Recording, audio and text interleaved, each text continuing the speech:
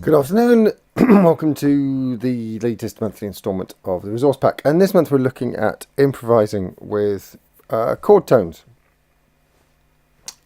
which I think the first thing that we need to do with this is we need to define what we mean by chord tones.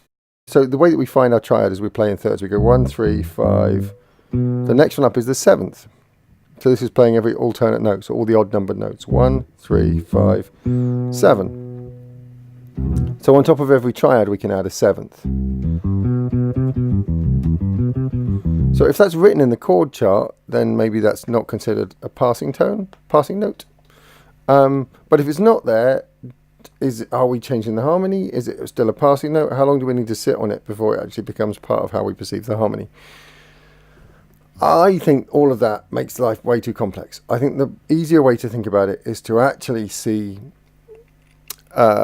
every chord as containing every note in the keys. And so there you've got the notes in the key of C, C arranged around in a circle, C, D, E, F, G, A, B, C. Don't confuse this with the circle of fifths or any other kind of representation. This is just the notes in the key of C.